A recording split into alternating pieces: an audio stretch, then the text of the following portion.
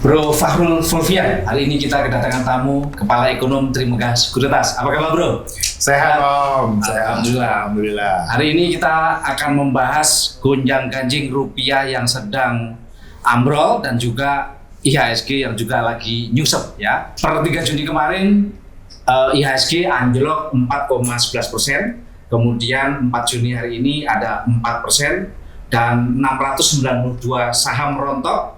Dan juga beberapa saham blue chip 2 hari terakhir bahkan rontok di atas 15%. Kemudian secara year to date dari Januari sampai sekarang kira-kira IHSG sudah anjlok sampai 34%. Dan dalam 6 bulan terakhir sudah minus 33,78%.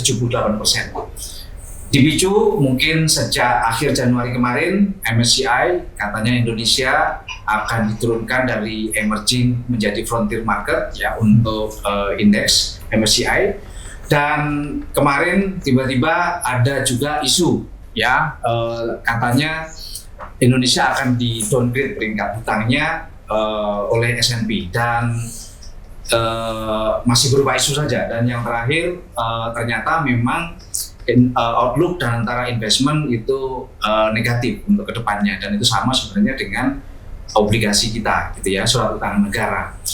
Aksi jual asing sepekan ini sudah 14 triliun rupiah, dan per 3 Juni kemarin transaksinya 993 miliar capital outflow ya, lari keluar.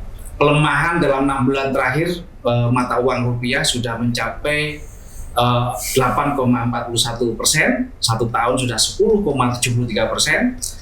Per hari ini USD mata uang rupiah udah jeblok ya 18.000 lebih ya. Kemudian bahkan sudah sempat 18.000 berapa terakhir itu ya, sudah 18.037 ya. Dan saya ingin bertanya kepada pemirsa gitu ya, menurut kalian apakah kira-kira outlook rupiah kita akan semakin turun, bahkan ada yang memprediksi rupiah sampai 25.000. Saya sih berharap jangan sampai ke sana gitu ya. Dan mudah-mudahan pemerintah bisa menstabilkan hal itu. Menurut kalian bagaimana? Dan juga kira-kira IHSG ini kapan dalam posisi aman gitu ya. Dan untuk Anda yang suka dengan konten masuk akal, kita akan bahas podcast kali ini dalam perspektif masuk akal menurut pasar gitu ya. Jangan lupa untuk like, komen, dan juga subscribe channel Masuk Akal. Mas Fahrul, kita masuk ke yang pertama. Apa sebenarnya yang terjadi dari ambruknya mata uang rupiah sekarang? Iya, sebenarnya kalau kita bahas ya, kalau mata uang itu kan selalu pada dasarnya itu terkait dengan, kalau bahasa orang ekonominya kan neraca pembayaran. Betul. Nih sini ngomong teknis dulu dikit Pak. Iya. Dan neraca pembayaran itu ada neraca berjalan. Masuknya dalam neraca berjalan ada neraca perdagangan. Ini yang selalu diceritakan sudah surplus lebih dari 70 bulan berturut-turut. Tapi mulai bulan Januari surplusnya itu mulai tipis Pak. Biasanya itu kita per bulan itu gampang banget 3 miliar US dollar surplus. Sekarang itu udah turun. Yang kemarin ya dari miliaran dolar surplus cuma tinggal 90 juta US dollar turun. Itu udah turun nih surplusnya. Itu kenapa? Karena hal yang berbeda terjadi di 2026, itu terjadi gejolak harga minyak yang sangat besar dikarenakan perang Iran. Yang mana pasar memandang harga minyak ini udah nggak mungkin lagi balik ke normal di bawah 100, di bawah 90, nggak mungkin. Di bawah 90 kayaknya berat, makin sulit. Ya. Yang pasti itu neraca perdagangan kita udah pasti geser lah ya. Satu itu. Yang pasti juga kalau dari sisi yang kedua itu terkait dengan aliran dana ya. Neraca kan kita uang kalau nggak dapat dari dagang, dapat dari aliran dana kan. Aliran dana agak susah juga. Amerika belum mau menurunkan bunga. Nah, cuman ini ada tren yang menarik Pak. Kenapa hampir semua negara lain itu melemah juga? Iya. Lawan dolar ketika periode perang ini. Tapi kenapa Indonesia yang depresiasinya itu paling besar? Itu paling menarik.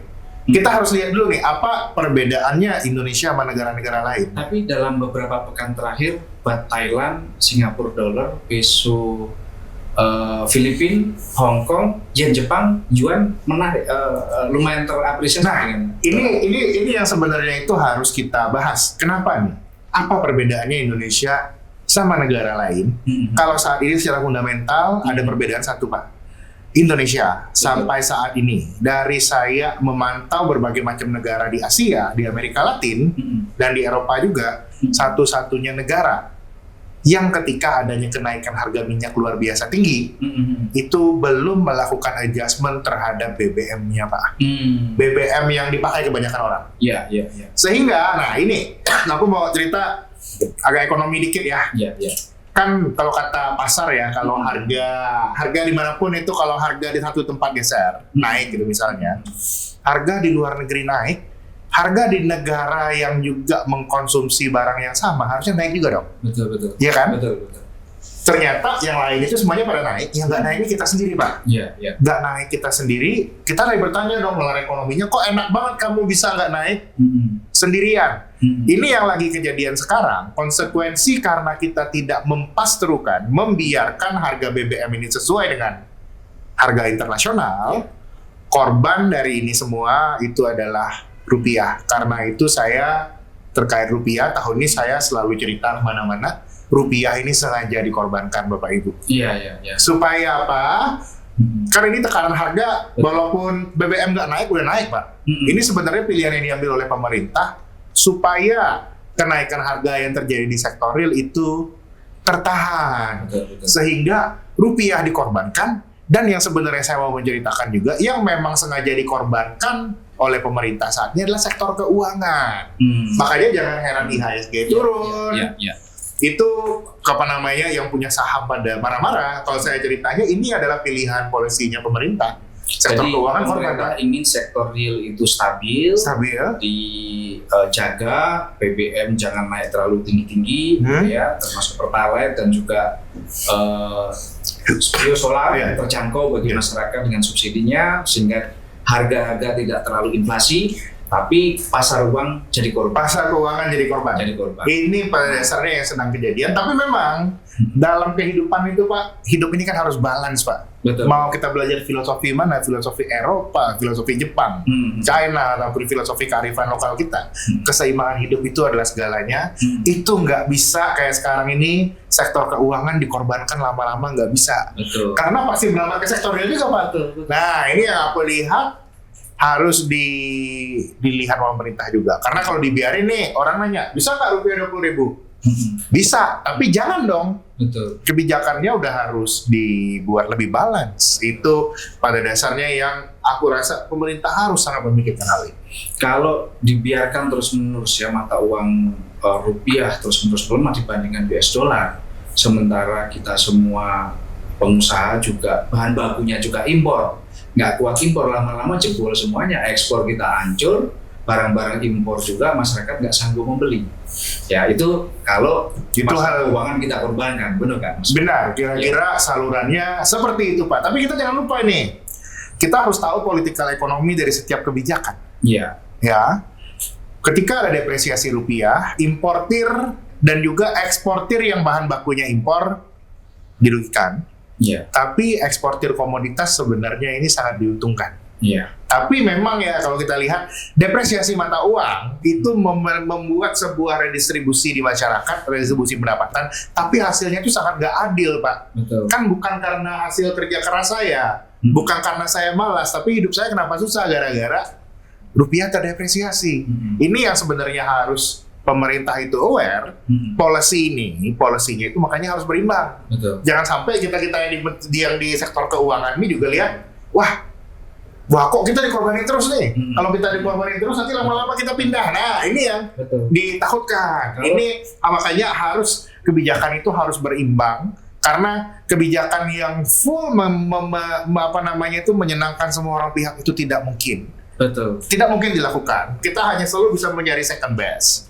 Karena itu yang namanya policy mix itu sangat harus dibutuhkan. Kelas menengah itu sulit melakukan apapun. Kelas menengah sulit, kelas bawah pasti harus dibantu. Betul. Lewat MBG dan lainnya, terlepas kontroversinya ya, itu dilakukan support kelas bawah. Tapi kelas menengah jangan dilupakan Pak. Karena kalau kelas menengahnya goyang nanti semuanya Pak. Betul. Karena kelas menengah yang bayar pajak. Nah, jadi industri keuangan itu menurut saya vital sekali kalau dikorbankan secara terus. Kenapa? Karena ini terkait langsung dengan sektor real industri. Benar. Kalau emiten ini semuanya amburadul, nanti nggak banyak orang yang masuk sebagai emiten. Ekosistem keuangan kalau semuanya amburadul, maka banyak orang yang tidak bisa bekerja di perusahaan-perusahaan yang ingin ekspansif, kira-kira seperti itu. Dan pada akhirnya masyarakat kelas menengah menjadi korban, masyarakat kelas bawah juga nggak bisa meningkatkan ekonominya, kira-kira begitu. Jadi nggak bisa kita meninggalkan dunia pasar uang gitu ya, pasar keuangan. Gitu Ibaratkan kehidupan di rumah tangga, Pak. Kita tidak bisa terlalu misalnya ada salah seorang anak, ya kan tiap anak misalnya beda-beda ya. Betul. Ada yang kita terlalu mengidolakan yang satu, nggak bisa, Pak. Karena kalau terlalu mengidolakan yang satu, lama-lama keirian yang muncul di adiknya atau kakaknya itu nanti bisa menjadi masalah menahun, yang mana itu akan mengganggu fundamental kita dalam jangka pendek, jangka panjang. Walaupun kita aware, kita ngebantu si adik gitu misalnya, ada alasannya, oh memang dia harus dibantu, disupport. Nah ini yang menyebabkan, yang saya lihat, jangan sampai gara-gara kita hendak menjaga kestabilan dan keamanan jangka pendek, ini pengorbanan jangka panjangnya luar biasa. Ini yang pemerintah harus sangat aware dari pilihan yang diambil. Betul. Ada yang berpendapat bahwa kalau rupiah melemah terhadap US dollar ini bagus. Kenapa? Karena ekspor tadi Mas Farul sudah menyampaikan gitu ya, orang-orang yang berjualan komoditas di pasar internasional lagi panen ini karena pelemahan rupiah ya, ketika dikonversi dalam rupiah itu mendapatkan keuntungan relatif marginnya lebih gede gitu ya dari selisih kurs gitu ya. Seberapa setuju Mas Farul dengan statement itu bahwa ini menguntungkan ini untuk orang Indonesia pelemahan mata uang rupiah ini? Itu kajiannya political economy, Mas. Saya setuju, tapi itu kajiannya udah who get what, Pak. Iya. Who get what? Pertanyaannya seberapa banyak orang Indonesia yang mendapatkan manfaat dari harga komoditas yang tinggi. Kalau ini tahun 70-an atau 80-an, aku setuju, Pak. Betul. Kenapa? Karena sebagian besar orang Indonesia waktu itu masih tinggalnya di pedesaan. Mendapatkan benefit dari harga komoditas yang meningkat. Sementara di tahun 2025, sudah 60% lebih orang Indonesia itu tinggal di perkotaan dan sektornya itu tuh sudah bergeser dari sektor-sektor primer yang diuntungkan tadi itu ya, atau primer yang diuntungkan dari depresiasi rupiah menuju sektor jasa banyak yang sangat tergantung dengan kestabilan dolar. Nah ini yang jadinya kejadian sekarang ini. Pertanyaannya ini udah who get what. Kalau kita lihat siapa yang menderita karena depresiasi rupiah, orang-orang seperti kita, Pak, kelas menengah, perkotaan, hidupnya pakai barang impor. Nih komponen kita baju semuanya nih udah makin impor semua.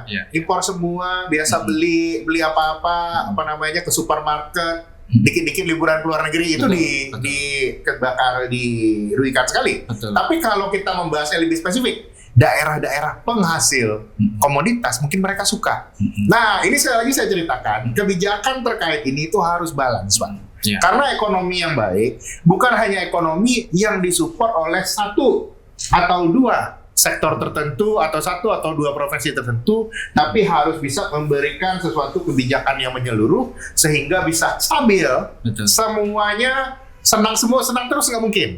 Tapi merasakan semuanya ini masuk akal, itu make sense, baru nanti kita bisa maju untuk tumbuhnya lebih tinggi lagi karena semua orang ini merasa make sense. Make sense ini yang paling penting, Pak. Karena sering kejadian ya, beberapa itu orang senang sekarang itu komplain, angka ekonomi naik, aku aware, Pak. Angka-angka di IHSG itu kalau kita lihat angka perusahaan itu pada recover di kuartal 1. Recover, tapi kenapa orang semuanya pada merasa daya beli jelek, sentimen bisnis nggak bagus? Ini yang lagi kejadian, ini yang harus kita selaraskan. Kalau orang komposisi kebijakan, treatment, sayang pesan keluarga, treatmentnya make sense, maka ini akan jadi fondasi, nanti ekonominya bakal lebih bagus. Ya kalau dari saya sebenarnya ingin menyimpulkan begini ya, perspektif saya ya.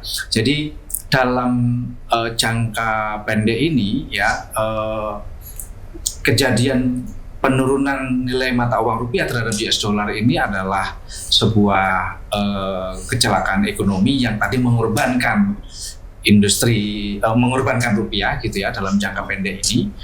Tetapi itu nggak by design sebenarnya, karena memang ada market force yang memaksa kita mata uang kita menjadi lemah gitu ya.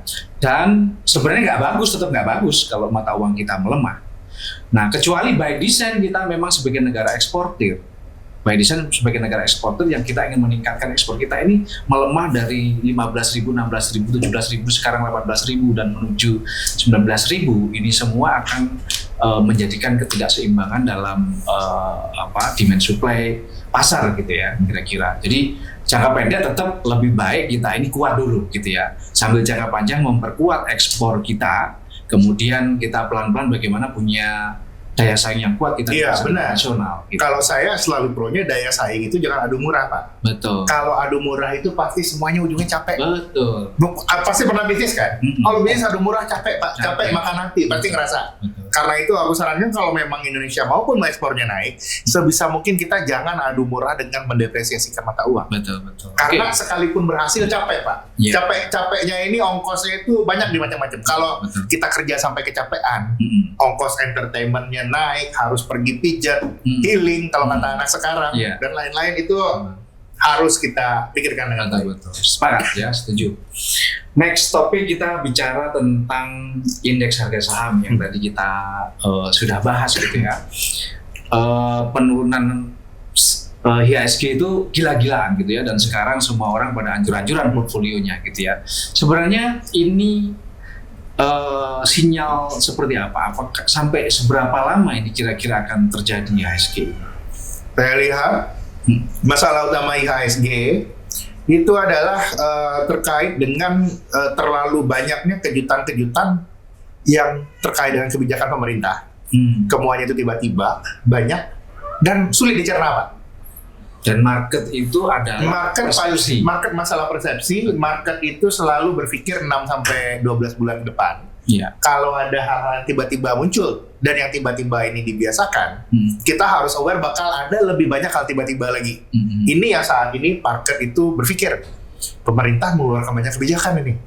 Kemarin ada DSI, habis itu ada apalagi ya beberapa waktu terakhir itu ada kebijakan terbaru juga terkait dengan makan bergizi, terus ada kebijakan terbaru juga terkait dengan 3 juta rumah dan lain-lain. Jadi market itu tidak menyambut baik kebijakan fiskal pemerintah terkait dengan MBG terhadap DSI, terhadap rumah. Program 3 juta rumah. Berapa? Program 3 juta rumah. 3 juta rumah. Kalau saya lihatnya market bukannya tidak menyambut baik, tapi market itu ide apapun, market itu kan sebenarnya makhluk yang paling skeptikal di dunia, Pak. Market itu orang yang sangat skeptis, kita adalah komunitas yang sangat skeptis. Ide bagus, oke. Semua orang bisa punya ide bagus, tapi harus selalu dijelaskan bagaimana step-step untuk membuat ide bagus itu menjadi real. Nah, di situ sebenarnya tantangan dari policy maker.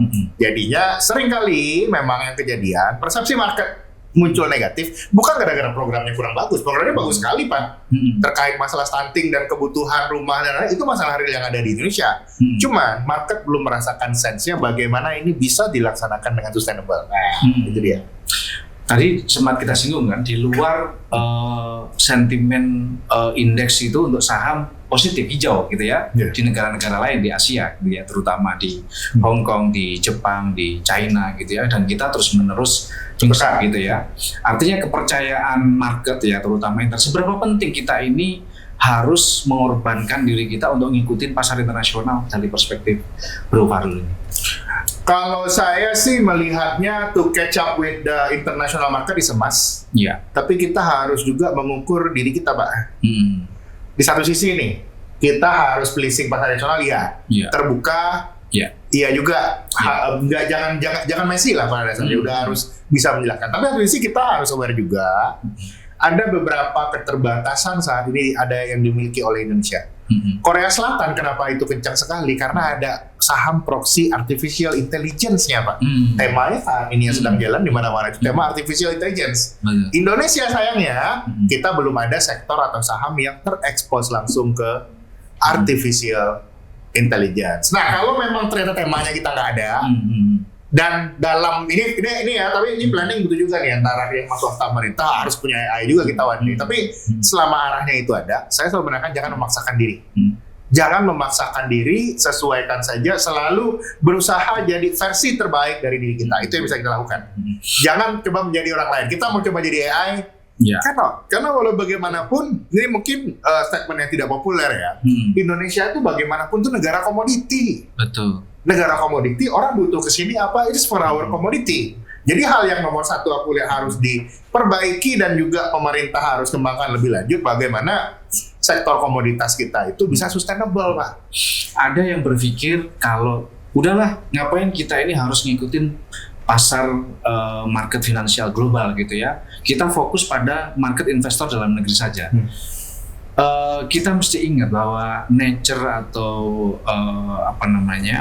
nature dari industri keuangan itu adalah kapitalis, capital flow, ya. Capital flow, gitu ya. Artinya market itu seluas-luasnya dibuka secara internasional. Kalau kita bicara tentang saham di Wall Street, ya, saham di Hang Seng, di Nikkei Jepang, gitu ya. Semuanya kita membuka diri market internasional. Ketika kita hanya memikirkan market dalam negeri saja, kita nggak akan besar. Gimana, Mas Fahru? Saya lihatnya sekali lagi itu juga pilihan, Pak. Itu juga pilihan karena kita membuka ke pasar internasional pun itu ada sebuah konsekuensi. Ada dua tuh. Saya selalu dua belah pihak saya kritik, Pak, dengan cara yang berbeda jadi cermin.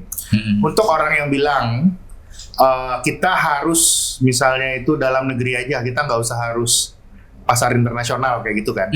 Saya bertanya sama dia, memang Bapak Ibu nanti mau kayak dulu lagi misalnya model mobil ada muncul baru di Jepang, muncul di Indonesia 5 tahun kemudian, Pak. Itu kan berarti kan yang tadinya sekarang itu frictionless, kita langsung belajar, kecapnya bakal lama, Pak. Standar hidup kita bakal turun. Kalau kayak gitu, rupiah ini bagaimanapun itu kan ditopang capital flow. Kalau itu nggak ada, rupiah sudah pasti lebih lemah dari sekarang. Standar kehidupan juga lebih rendah daripada hari ini. Nah, itu aku selalu kritik itu. Satu sisi itu ya.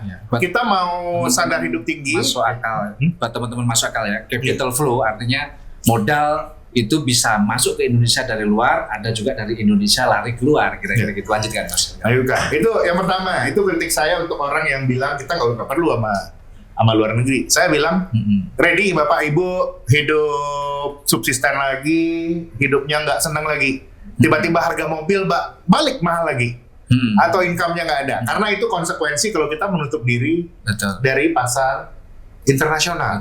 Tapi ada juga pushback saya untuk orang yang mengagung-agungkan pasar internasional ini juga ada pushback-nya, Pak. Pushback utamanya itu terkesan ini ya yang paling menarik itu kemarin pernah dengar nggak ada istilah you may enjoy everything but own nothing. Itu kan bisa ada kejadian. Kamu bisa menikmati semuanya tapi nggak punya apa-apa. Itu bisa kejadian. Itu adalah dampak negatif kalau pasar internasional ini eksesif dibuka, Pak. Bisa jadi nanti misalnya dibuka ya seluruh startup baru itu masuk. Nanti nggak ada startup lokal, Pak. Sangat efisien, very high end dan lain-lain. Kita menikmati service tersebut tapi itu nggak ada yang punya bangsa kita sama sekali. Artinya, itu ada dua hal, ada dua trade off yang harus di-maintain oleh sebuah negara, Pak. Kita mau terbuka, mau seberapa terbuka. Karena kalau makin terbuka itu, tren yang kejadian di mana-mana, kita kehilangan kepemilikan pada banyak hal. Tapi kalau kita tertutup, standar hidup kita juga turun, Pak. Nah, disinilah seni dari pemerintah itu harus bisa balancing kedua hal ini. Baik itu kepentingan ekonomi dan komersial, yang balik kedua tadi kepentingan ketahanan. Tapi seluruh pebisnis seluruh dunia yang namanya capital itu perlu dikumpulkan dari seluruh dunia. Ya, even di Amerika pun juga mengumpulkan capital lewat pasar modal dari seluruh dunia, gitu ya. Artinya sebenarnya pasar modal tidak boleh ditinggalkan oleh market internasional, tapi bagaimana uang itu dimanfaatkan untuk mendukung ekonomi dalam negeri. Nah, kita masuk ke topik itu, gitu ya. Jadi dari hal ini, gitu ya, bagaimana sekarang peran industri finansial kan perlu menopang pertumbuhan ekonomi kita, gitu ya. Uang yang masuk juga harus mendukung, termasuk startup, termasuk industri UMKM, termasuk industri hulu maupun hilirnya, gitu ya. Jadi kalau kayak begini terus, kira-kira dampak ke pertumbuhan ekonomi kemarin kita 5,61 gitu ya. Kira-kira di semester 2 ini bakalan seperti apa kira-kira? Kalau kita lihat semester 2, kuartal 2, dampak perang udah muncul ya, dampak harga minyak udah tinggi. Harusnya pertumbuhan ekonomi udah lebih lambat.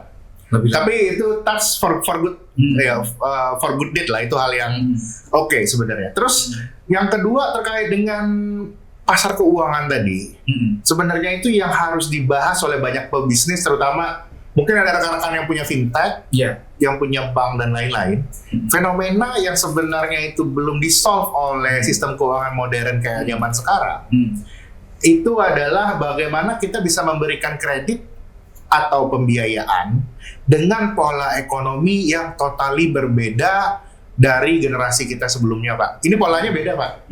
Kalau zaman dulu kita punya bank, kita ngasih financing kepada pabrik. Pabrik itu clear, Pak. Yang punya pabrik, gara-gara dia sudah tenggelam di pabrik itu, kita bisa expect si bapak ini 5 tahun sampai 10 tahun ke depan, dia bakal stay di factory itu. Dia nggak akan pindah, nggak akan tiba-tiba hilang. Karena dia percaya, oh saya ini bapak itu nggak bisa kemana-mana. Itu yang jadi landasan pertumbuhan kredit zaman dulu. Sekarang nih, ini menariknya ya, katanya kan teknologi baru makin banyak, opportunity baru makin banyak. Kenapa makin susah menumbuhkan pembiayaan? Ternyata ada fenomena menarik, Pak. Kemudahan-kemudahan dan teknologi ini membuat lembaga keuangan, terutama perbankan ya, itu belum berubah dari cara pandang kredit yang lama, yang mana oh iya bapak ini punya pabrik dan dia bakal stay di sana 5 tahun lagi. Jadi market sudah berubah behaviornya secara total, landscape. Gara-gara teknologi itu berubah. Tapi perbankan perilakunya masih old school. Kelakuannya sektor keuangan masih tradisional. Karena kan bayangin, ini yang saya percaya. Definisi kelas menengah itu bakal berubah, dan 50% lebih Gen Z ini kemungkinan nanti jadi gig ekonomi, Pak. Iya, betul. Gig ekonomi apakah ada kepastian? Nggak ada. Tapi kalau dikelola dengan baik, ya ini bagaimanapun harus driving ekonomi growth. Nah, itu bisa jadi bankable sebenarnya. Betul. Kalau pakai standar perbankan gaya keuangan zaman dulu nggak akan pernah masuk, Pak. Ini orang cash flow-nya compang-camping kalau lu gigs ekonomi kan.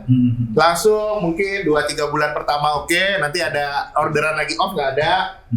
Itu yang menurut saya di sisi sektor keuangan itu harus bisa berubah cara pandang. Itu kalau saya lihat cara pandang melihat kredit, cara pandang melihat resiko itu berubah. Kalau kita masih gunakan yang lama, wah forever perbankan tidak akan menyalurkan loan-nya. Ini yang sedang terjadi. Jadi perbankan ini masih terjebak pada pasar keuangan yang tradisional, tergantung pada nilai tukar, tergantung pada suku bunga, gitu ya. Sementara dan melihat bisnis gaya lama gitu ya. Bisnis gaya lama yang lambat dan ya, bisa melihat pendapatan itu bisa di-drive dari sektor yang baru dengan memanfaatkan tentu teknologi. Memanfaatkan teknologi, bagaimana risk manajemen risikonya seperti apa itu kan bisa harus memanfaatkan teknologi. Gitu. Kalau nggak pakai teknologi sampai kapanpun tidak akan masuk. Kita tanya sama credit officer, wah ini naik turun kita nggak kenal orang ini, nggak akan ada credit ratingnya, Pak. Tapi dengan teknologi itu bisa. Itu yang aku lihat, kita lagi ada di proses ke sana. Kalau mau pertumbuhan ekonomi kita lebih tinggi,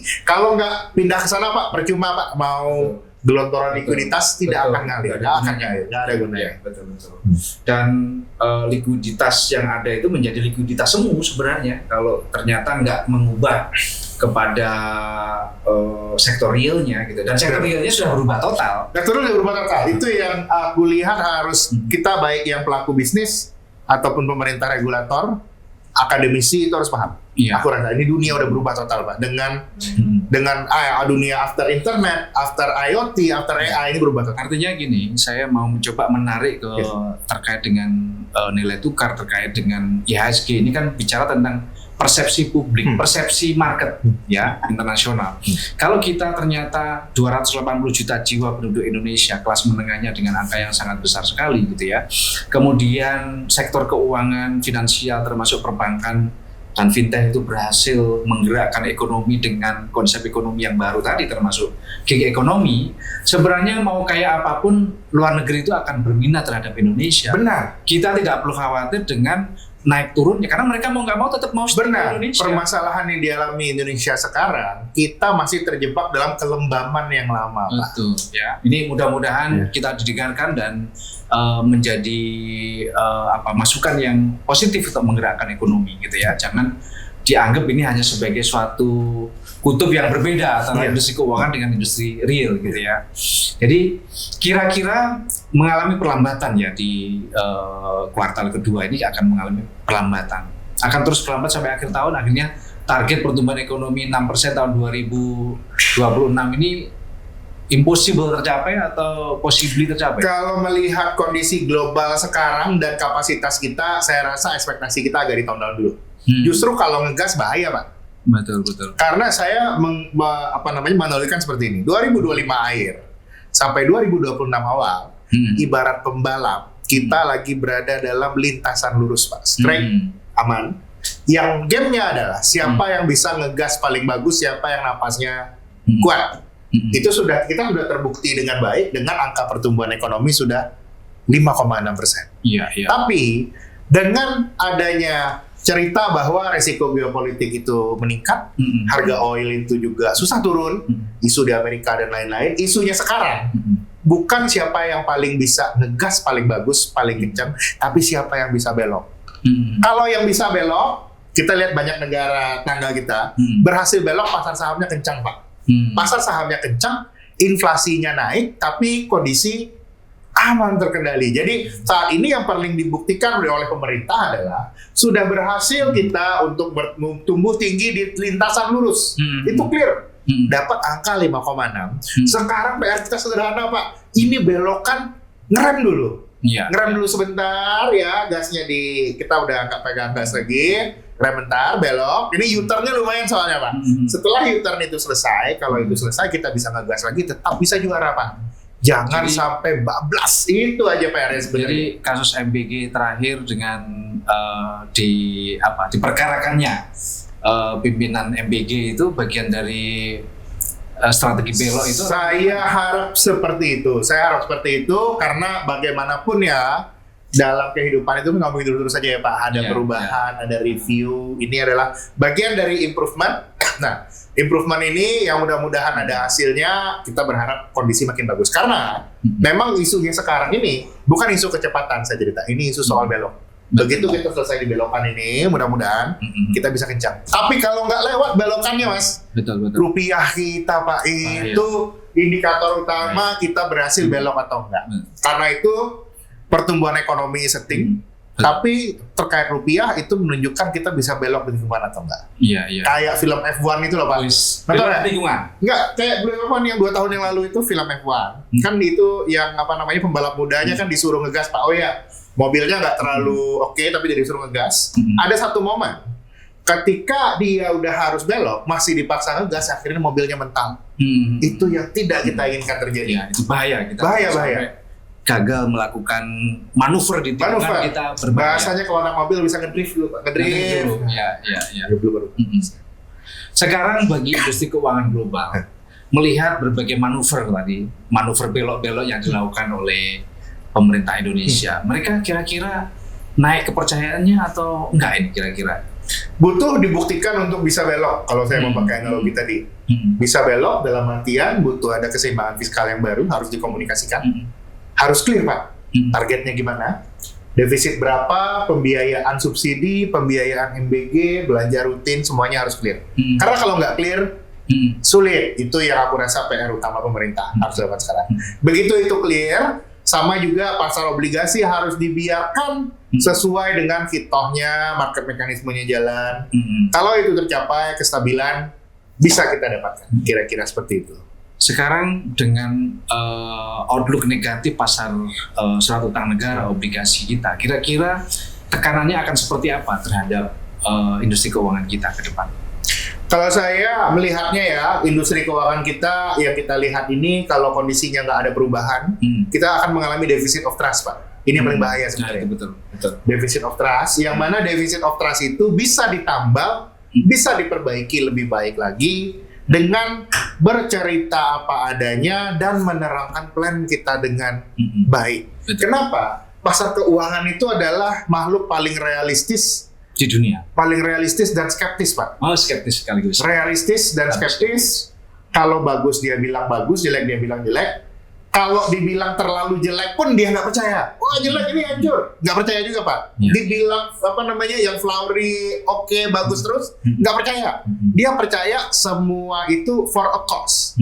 Kalau ada yang bagus pasti ada resikonya. Kalau yang jelek juga nggak mungkin jelek selamanya. Jadi hal yang paling harus dilakukan itu adalah ke pasar keuangan harus komunikasinya itu baik. Misalnya apa tujuan APBN tahun ini? Tujuannya mau meredistribusi pendapatan lewat MBG dan lain-lain. Ada angkanya Pak, ada angka, ada target. Resikonya apa? Mungkin ada resikonya kenaikan harga pangan, tapi itu harus dikomunikasikan. Begitu itu dikomunikasikan dengan baik, orang langsung connecting the dot A, B, C, D. Kelihatan ujungnya Pak. Begitu kelihatan ujungnya, angka langsung muncul. Rupiah di berapa, IHSG di berapa, bond yield di berapa. Ini yang lagi nggak muncul saat ini. Harus ada A, B, C, D, lalu ada ketahuan angkanya itu bisa kita hitung, pasar akan tenang Pak. Yang paling pasar benci itu adalah hal yang tidak bisa dihitung. Nah, mungkin kalau belajar di teori di kampus dulu ya ada ada systemic risk and unsystematic risk. Systematic risk and unsystematic risk. Nah, itu yang dia. Kalau bisa dihitung, oke aman. Itu bisa kita masukin factor. Kalau nggak bisa dihitung, tapi market Indonesia ini kan terlalu seksi sebenarnya untuk benar-benar ditinggalkan oleh asing. Kira-kira sebenarnya kan pasar internasional juga ingin Indonesia lebih baik gitu supaya mereka bisa mendapatkan yield yang jauh lebih baik gitu ya. Kira-kira skenario pemerintah akan seperti apa untuk memastikan asing ini tetap mau stay? Kan kita nggak mungkin akan bisa hidup sendiri. Yang paling awal pasar obligasi Pak. Pasar obligasi harus dibiarkan normal. Saat ini nggak normal Pak. Saat ini kurva imbal hasil itu inverted. Saya paham ini kenapa inverted, kenapa Kementerian Keuangan juga ingin ini inverted, supaya biaya ongkos interest expense dari pemerintah juga nggak naik. Iya dong, kita mau minjemnya lebih murah kan. Tapi pasar ketika kita ada tekanan ini membutuhkan yield itu lagi tinggi. Yang aku lihat yield itu harus dibiarkan tinggi dan pemerintah harus sedikit mengetatkan fiskal di second half 2026. Kalau itu tercapai harusnya rupiah bisa menguat. Kalau kita bandingkan dengan negara lain, ya kayak Malaysia atau mungkin Vietnam, itu ada case yang menarik nggak? Atau Thailand misalnya? Case-nya, kalau saya case-nya Indonesia seperti ini, saya kembali ke cerita awal tadi. Kita satu-satunya negara yang memutuskan untuk tidak menaikkan harga BBM, Pak. Jadi kita lagi membayar keputusan kita itu sekarang. Tapi kan harga yang non subsidi juga sudah naik cukup tinggi. Tapi itu kan bukan yang kebanyakan dipakai orang. Yang paling banyak kan itu Pertamax sama Pertalite. Jadi selama itu. Tapi juga agak dipersulit loh sekarang untuk bisa dapat QR-nya yang Pertalite maupun Biosolar. Iya benar. Tetap tapi tetap aja itu apa namanya, kalau penjualannya tetap ya bebannya banyak di Pertamax kalau di kondisinya sekarang. Jadi yang aku lihat adalah pasar harus melihat itu di pass-through dulu. Kalau di pass-through dulu, kalau memang mau 100% into market. Tapi selama itu belum tercapai, kondisinya masih menggantung, kira-kira seperti itu. Karena kaitannya terutama sama tekanan untuk impor subsidi. Kebutuhan dolar kita berarti belum akan adjust. Tapi di tengah kondisi masyarakat kelas menengah yang juga sekarang sulit gitu ya. Kalau sampai harga BBM itu misalnya Pertalite itu di harga normal, kemudian Biosolar dikasih harga normal, saya melihat bahwasannya akan terjadi pressure yang sangat tinggi di masyarakat.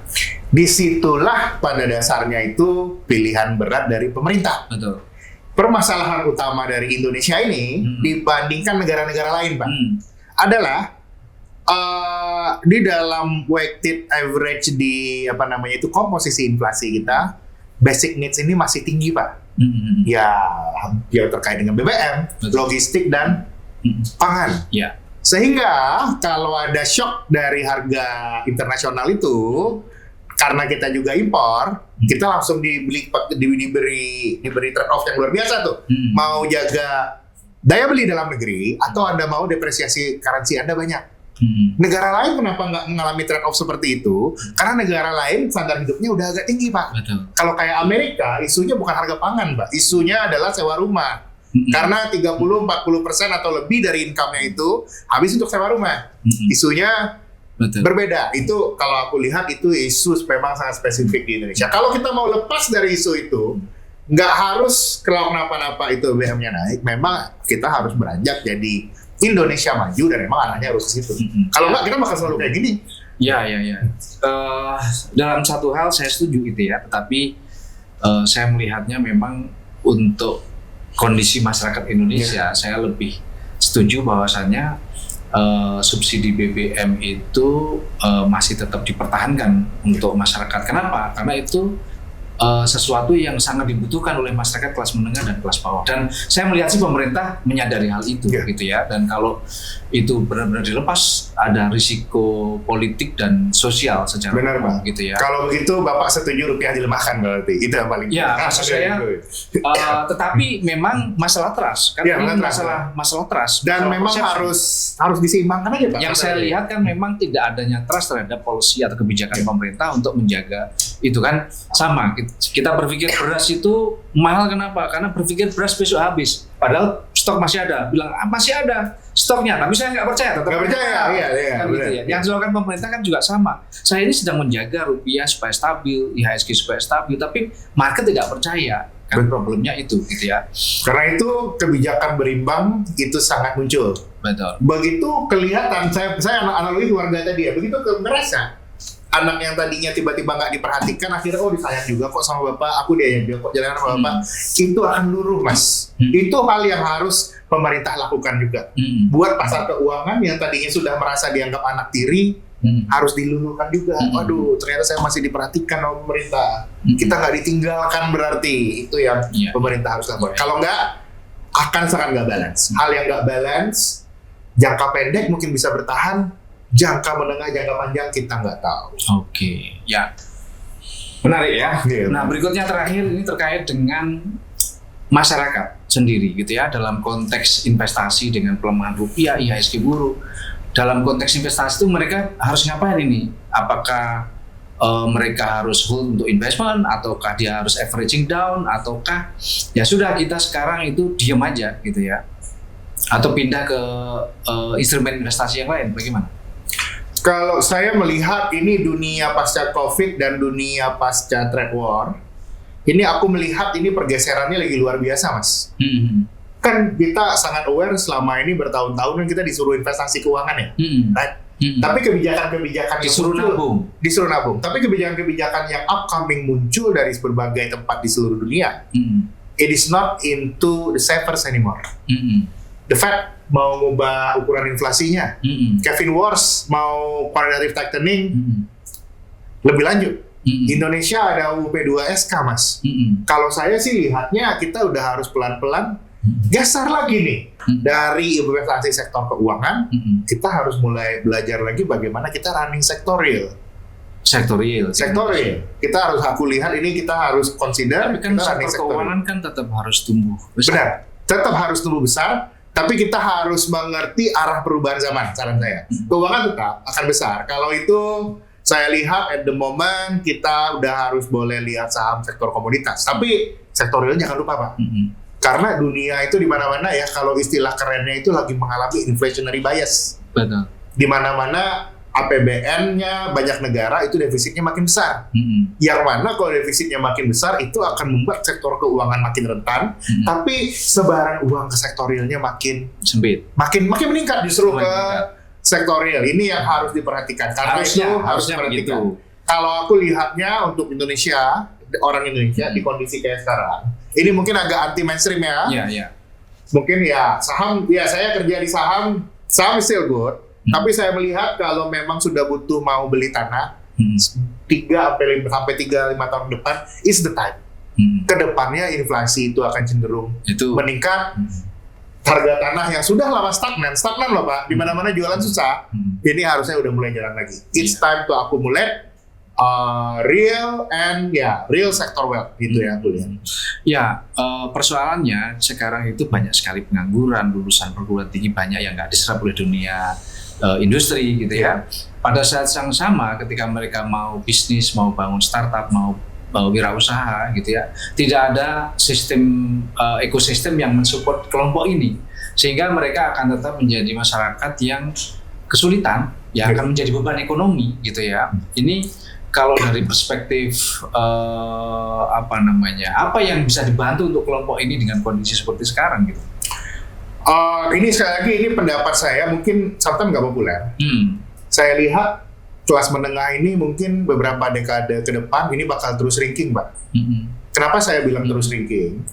Karena ini kita lihat, ini cara pandang kita yang lahir abad 20 ya Pak. Betul. Kita yang lahir abad 20 itu kepikirkan cita-cita kita dulu jadi PNS, jadi dokter, jadi pekerjaan formal. Betul. Yang mana pekerjaan formal itu embed di teknologi zaman dulu Pak, bahwa petugas administrasi itu harus banyak, staf itu di kantor itu harus banyak sekali, harus ada gedungnya dan lain-lain. Arahnya ke depan itu memang kondisinya yang aku lihat, kita berharap pekerjaan formal seperti dulu lagi. Anak kita ini udah nggak bisa Pak, udah cannot.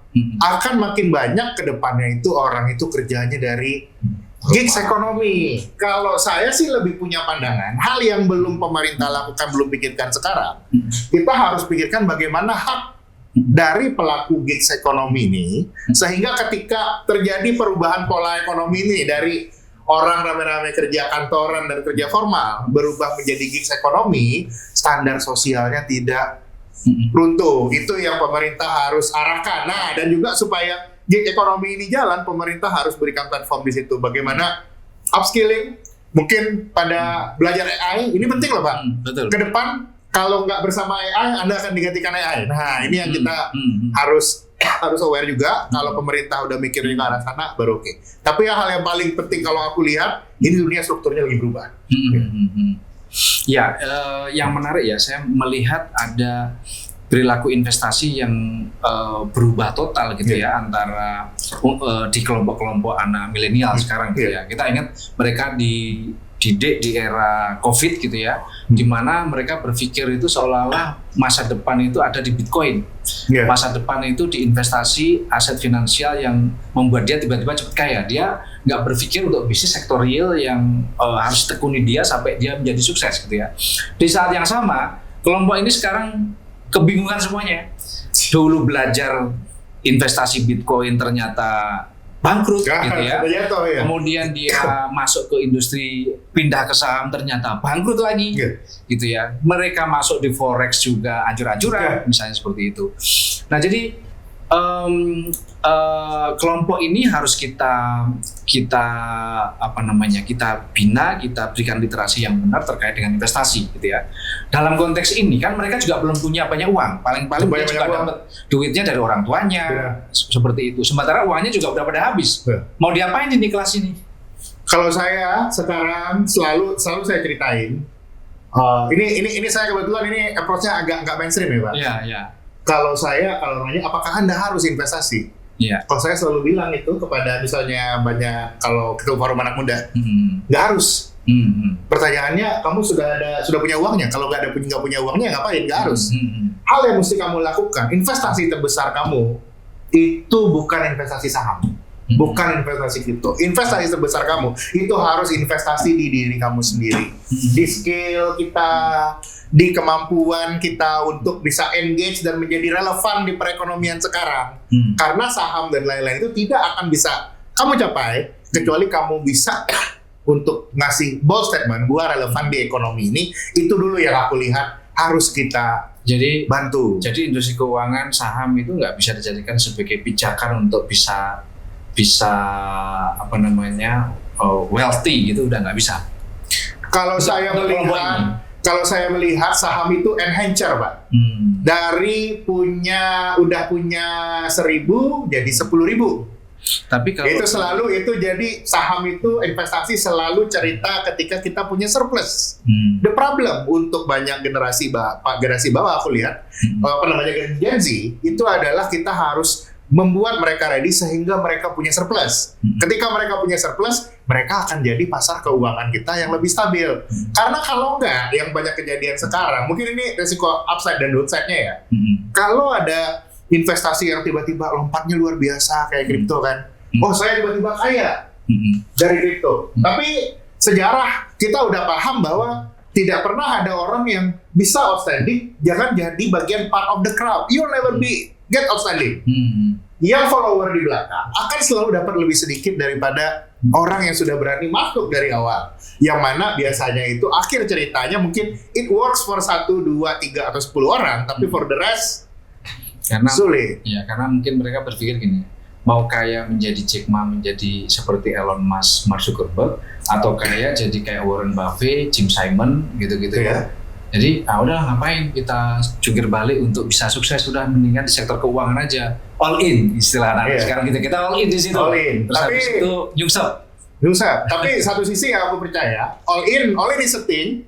Ya kalau memang kombinasi antara analisa dan hoki cocok, bisa bisa kaya banget. Tapi kita harus kita harus aware juga bahwa kita nggak bisa hidup by chance gitu terus-terusan. Harus ada intinya kalau kondisi Indonesia itu paling bagus memang kita sukses di sektor real, sebagian aset yang kita miliki, surplus kita belajar berinvestasi sampai berhasil. Kira-kira begitu ya? Kira-kira saya lihat begitu. Itu hal yang lebih oke, dan memang PR-nya ini untuk Gen Z adalah bagaimana kita menjadi relevan di ekonomi. Baru ketika kita relevan, kita punya surplus, baru kita akan mulai berinvestasi. Ya, luar biasa. Bro Fahrul ya, ini obrolan yang memberikan perspektif yang sangat menarik karena ternyata ini bukan perkara pelemahan rupiah, bukan perkara IHSG nyungsep, ini bicara tentang trust dan bicara tentang perilaku pasar yang memang berubah. Kita tidak mungkin menyalahkan market karena market itu adalah perception. Sebagus apapun, secantik apapun kita, kalau kita dipersepsi jelek juga kita nggak bisa apa-apa. Sebagus apapun suatu produk, kalau kita dipersepsikan buruk, kita juga nggak bisa apa-apa, gitu ya. Maka di tengah ketidakpastian ini, mungkin yang paling penting bukan sekedar kita mencari keuntungan atau kita bertaruh di investasi itu, gitu ya. Bagaimana kita secara bijak ya mengelola keuangan kita, gitu ya. Meskipun kalau kita beli tanah, menjualnya juga nggak mudah. Itu yang selalu diajarkan oleh orang-orang yang pahamnya investasi di saham, investasi kan selalu begitu. Kita investasi di tanah, mau pengen duit untuk sakit, untuk apa, nggak bisa dijual dengan cepat, gitu ya. Terima kasih banyak Mas Fahrul Fulvian ya, insight-nya sangat luar biasa dan saya berharap kita akan ketemu lagi. Dan saya ingin bertanya kepada audiens kita ya, nanti diedit ya. Saya ingin bertanya kepada audiens kita, masuk akal? Menurut kalian apa tantangan terbesar ekonomi Indonesia? Apakah pelemahan rupiah? Apakah daya beli masyarakat? Ataukah lapangan kerja? Ataukah bagaimana industri keuangan kita stabil sehingga investor asing masuk semua ke Indonesia sehingga memberikan sumber daya keuangan yang tinggi dan bisa dimanfaatkan untuk menggerakkan sektor real ya. Jangan lupa untuk subscribe, like, dan share kalau kalian menganggap podcast ini menarik bagi kalian. Bersama kami Masuk Akal, sampai jumpa pada episode selanjutnya. Saya Farid Subhan.